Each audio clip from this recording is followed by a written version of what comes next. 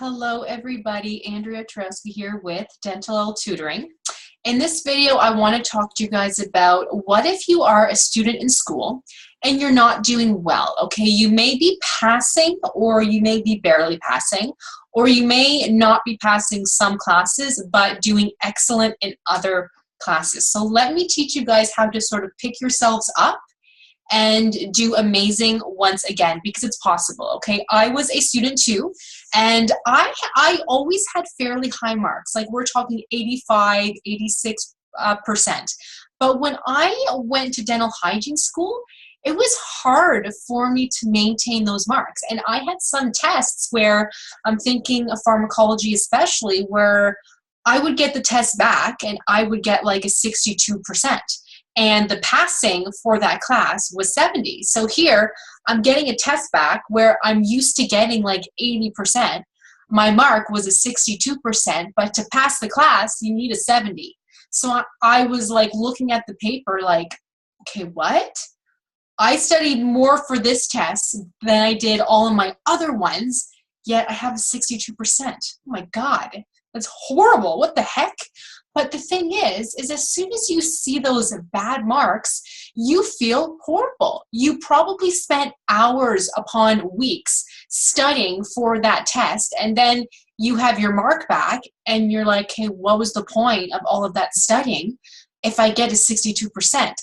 I can't possibly study anymore. I can try, but what? Is that going to give me a 65%?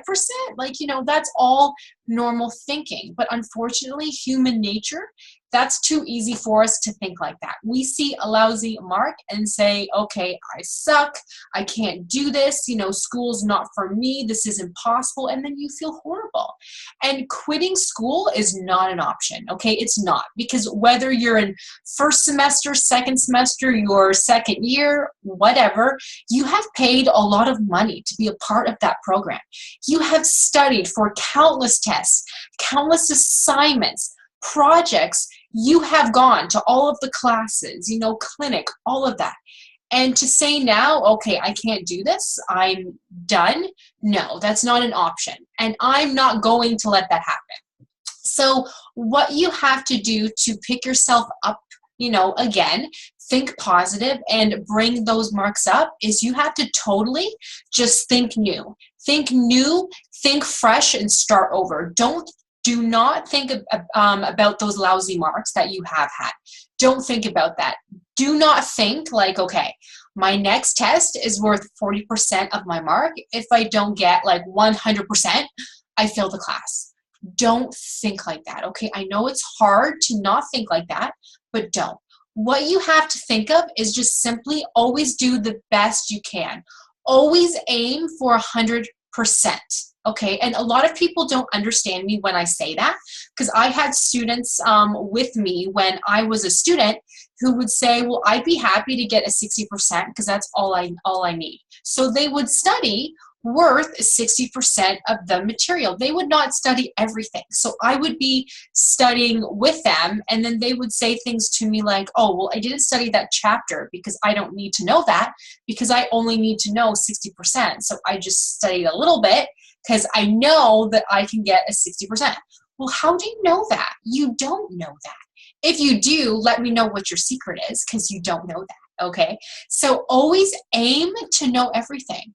It's impossible to know everything, but always aim to know 100% of the material so that you feel good when you're taking that exam. Even if you take the exam or test or whatever, and you're like, okay, number one, I don't know what the heck that question is.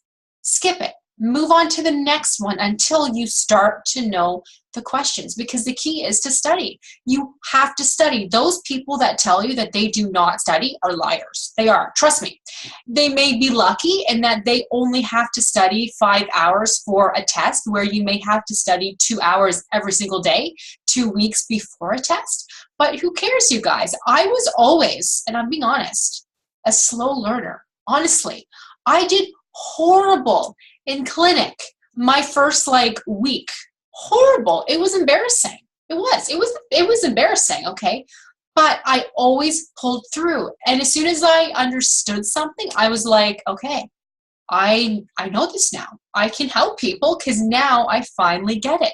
Something clicked. That is just the type of learner that I am. Is that amazing? No, because I always had to work twice as hard as anybody else because I'm a slow learner, and not a lot of people say that.